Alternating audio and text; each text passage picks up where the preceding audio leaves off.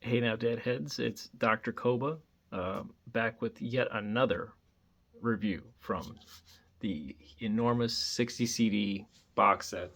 Enjoying the ride. 2025, huge box set with a great many shows. From not from every year, but just kind of places. And so we found ourselves back in a within 2 or 3 days of, for me, being a young deadhead, being a young guy, back in the early 2000s, they're one of the very first Dave's picks I ever got my hands on.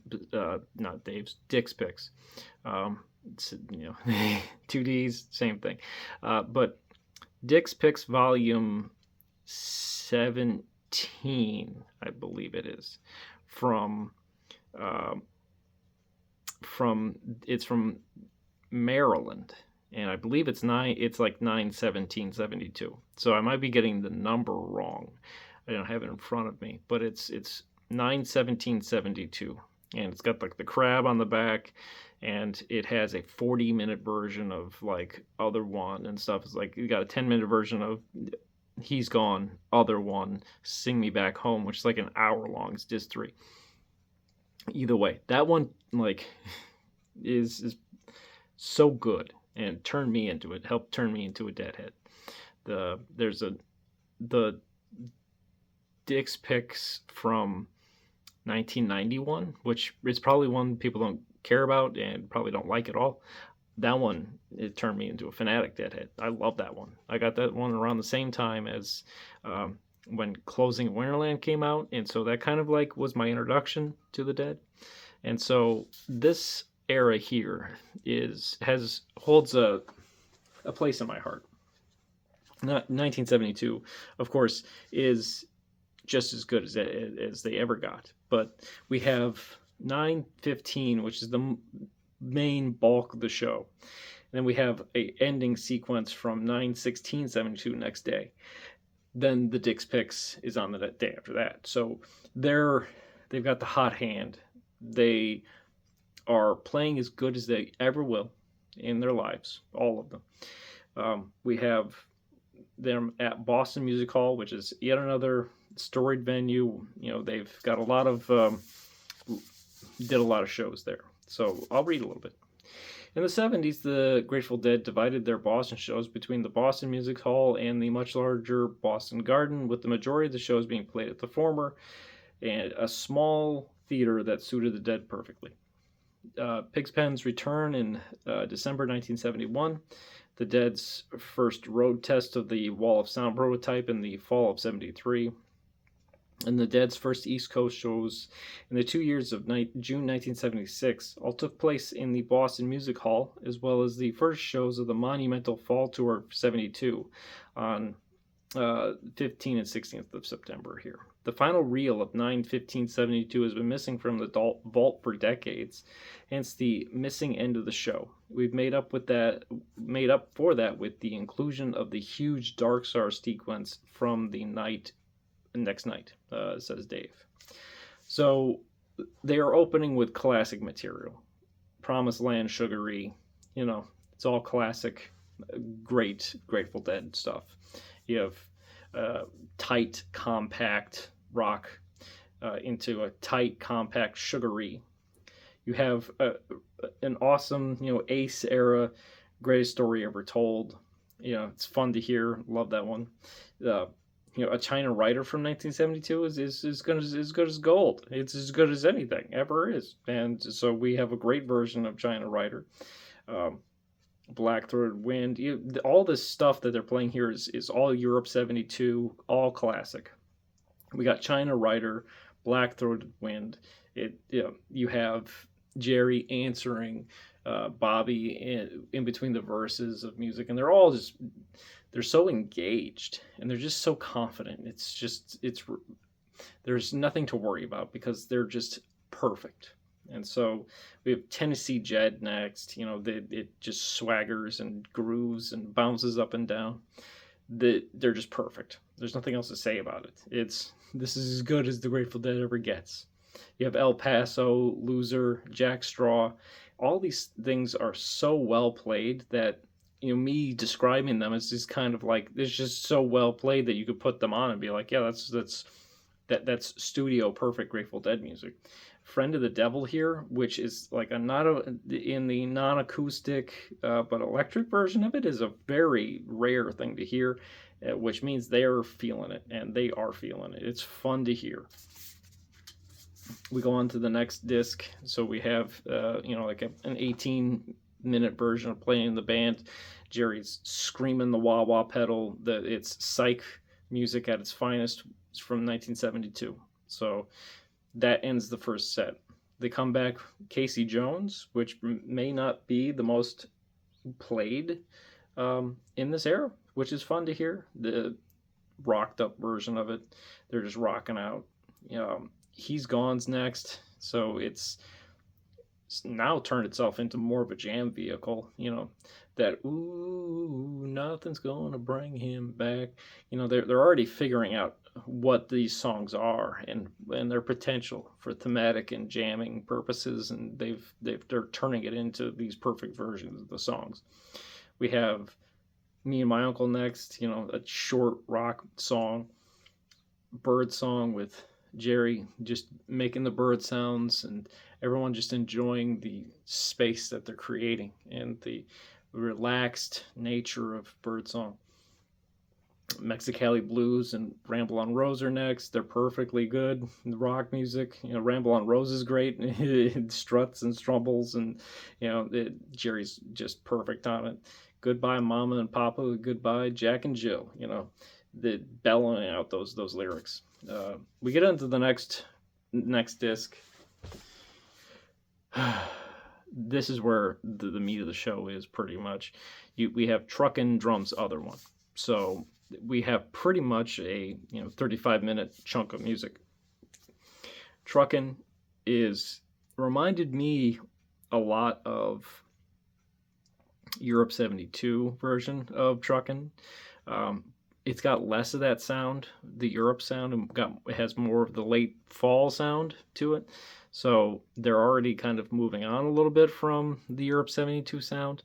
It struts, it strucks, it's his strutter. They strut down the road, trucking. They know what they have, and they've got a great song, and they know what they're going to get out of it. After the second verse, or the get back trucking on verse, like Bobby's playing some of the licks that you hear on Europe 72 on the epilogue, or before the epilogue on he's playing some of the little licks that you hear him play, which is fun. It's fun to hear a callback to something that they'd done earlier. And Europe 72 as an album is probably not even out yet, but he's still playing this little figure that you can hear on the album version of Truckin' in the jam part before they get to epilogue. So it's a fun little thing. Billy has his little drum solo here. For some reason they put Hart and Kreutzmann for drums, but it's just Billy. So he's only the one. He does a short little drum solo, and we crash into the other one. And here's where the meat of this disc is. The other one spins out of control, but it takes a long time to do it. They really groove on the other one's that specific groove, the triplet groove, for a while.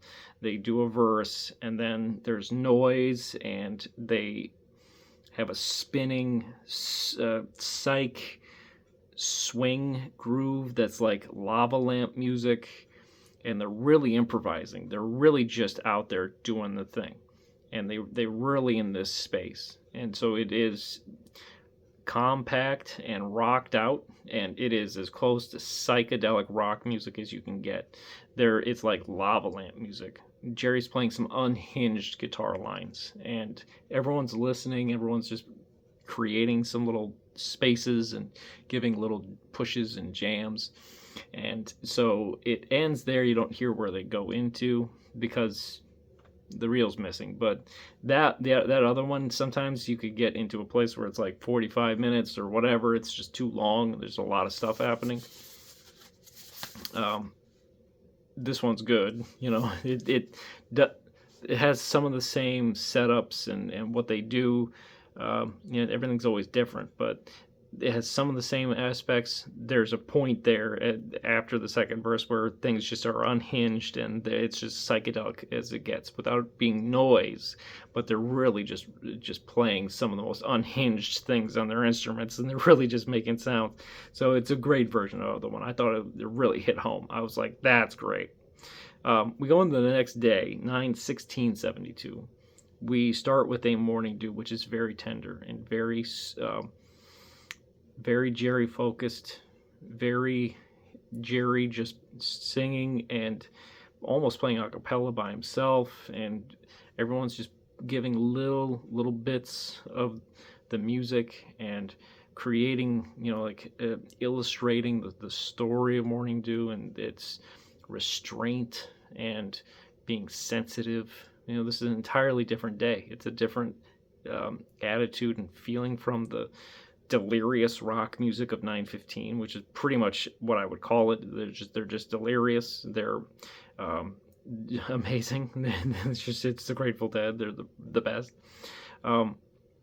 Keith doesn't play for 4 minutes or more on this Morning Dew. He just waits. He waits for the perfect time. He waits until that first verse is done, and they establish the second verse, and he just waits, and everyone is just very patiently waiting to create the right mood and the right moments, and they are just engaged. And this Morning Dew is great. It's not as good as others. It might get lost in the shuffle, but it's a very good Morning Dew.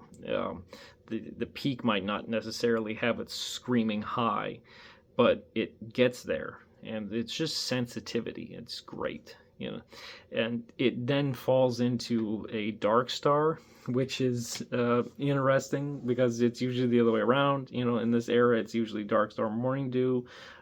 It's not this way, so it's kind of strange. And from that era, they decided to do it the other way around. This Dark Star is it's about a half hour too. It's about 27 minutes. It is psychedelic music. The mix is a little strange, I felt.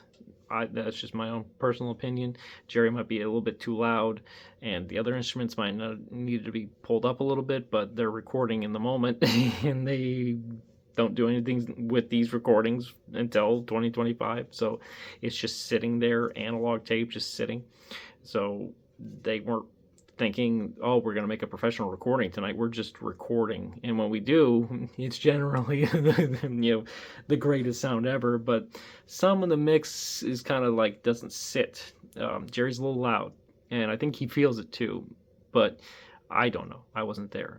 I was not born for another 15 years. Anyway, the Jerry is really getting microtonal bends out of every single note on this one. Everybody's getting, they're literally, Dark Star is just the A major scale.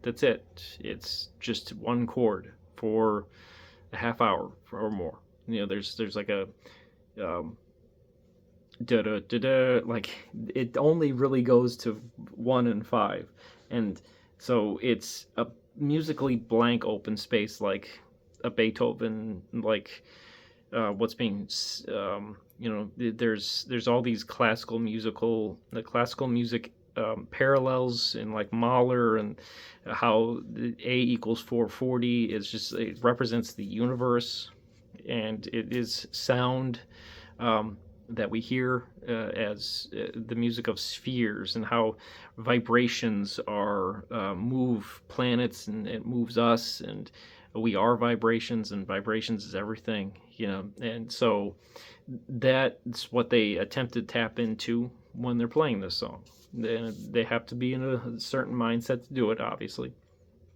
They get there with this. It is so weird that you could swear that Jerry has more notes on his guitar than any other guitar player does. He gets more tiny little bends out of the guitar, and then he's just playing so fast. It's just so, that would be the one, if I could say anything to him at any point. If I could have said anything to him, I would ask him, how do you do that? How do you sound like you have more than 12 notes? Because he does. He's playing microtonally. Everyone's doing the same thing to a certain degree. Keith is very laid back, and some of this reminded me a lot of Dead and Company, and the times that I've seen Dead and Company. And John, he is his own man. It took me a long time to come to that conclusion. It took me a long time not to hear just somebody copying Jerry Garcia's style or whatever. And like, I think he is emulating that to a point, but he is his own person and his own artist. And so it took me a while to come around to that. But a lot of this last bit here really reminded me of Dead and Company for some reason. I don't know why, but it just felt a little bit like this comfortable groove that you hear Dead and Company do Dark Star. It felt a lot like that. They, to that end, I mean, you get to broke down Palace at the end of this bit here. I think it's the end of the show probably, but it also reminded me of Dead and Company. I saw them do that as an encore a lot, and so it just kind of all felt like those experiences. And so this one is a great. I had been waiting to do these reviews, and I this one is awesome. It could probably stand on its own too. Like it could have been packaged with some more material, and you would have had a great Dave's Picks. You could have had a great Dick's Picks. But this one, I was like, yeah, this is we're getting into the good stuff. Everything else in this box set, with other exceptions, are hardcore Grateful Dead material that you'd have to be a Deadhead to, you have to be in the cult to know what's good and what's not. You'd have to be in the cult to care about what's going on in Palo Alto in 1983, or that version of Scarlet Touch Fire from 1984, or to get into what they're playing in Alpine Valley in 1980. There's stuff for the initiated in this box set. This one is the classic standard material. It stands outside of that, and so it could have stood outside of it. Either way, it deserves all the praises that it gets. It's a part of this great run where they're the greatest band in the world and no one could touch them. Unless Led Zeppelin or Black Sabbath or a bunch of other different rock bands from that era are playing on the same night somewhere else. If Frank Zappa's playing somewhere, you're going to have a run for your money in this period of time. But